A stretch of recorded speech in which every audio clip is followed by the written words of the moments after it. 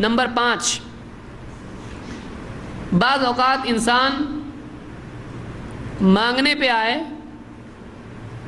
اور تقوی اس کے ذہن پر غالب آ جائے تو علم کے نہ ہونے کی وجہ سے دعا میں غلطی بھی کر سکتا ہے۔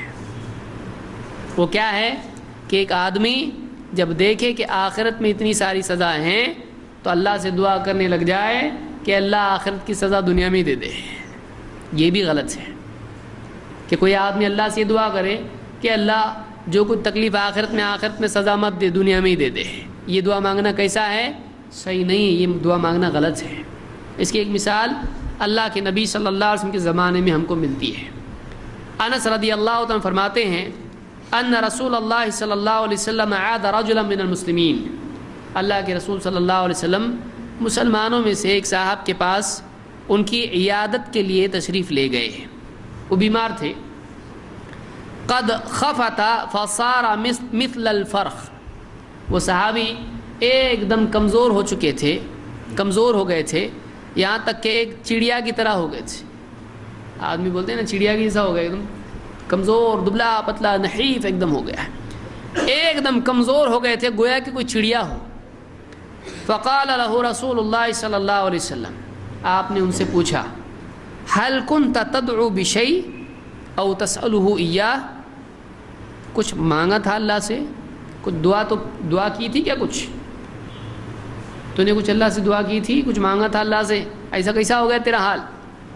قال نعم، انہوں نے کہا ہاں میں نے اللہ سے ایک دعا کی تھی، كنت اقول اللهم ما كنت معاقبي به في الآخرة فعجله لي في الدنيا، اے اللہ جو بھی سزا تو مجھ کو آخرت میں دینا چاہتا ہے، اے اللہ دنیا ہی میں مجھ کو دے دے۔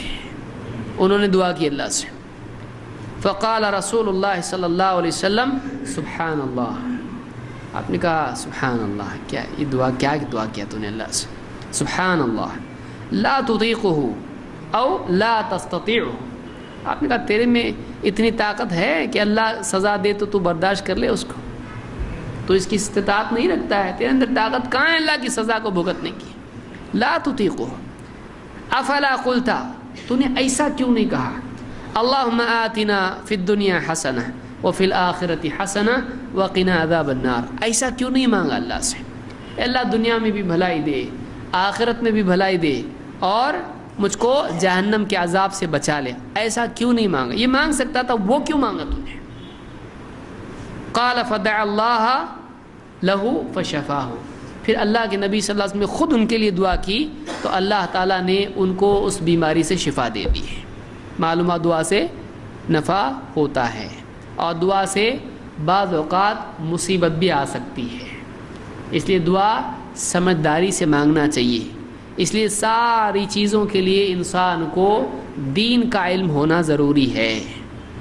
اگر علم نہیں ہو تو جس کے پاس علم نہیں ہے وہ پہلے اپنا دشمن ہے، بعد میں دوسروں کا۔ جہالت انسان کی سب سے بڑی دشمن ہے۔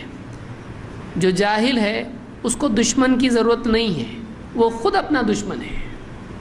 وہ ایسا کچھ کرے گا جس سے خود بھی ہلاک ہوگا، دوسروں کو بھی ہلاک کرے گا۔ تو علم کا نہ ہونا انسان کو نقصان دیتا ہے۔ یہ صاحب ان کو معلوم نہیں تھا، آپ نے سکھایا ان کو ایسا نہیں، ایسا دعا کرنا چاہیے۔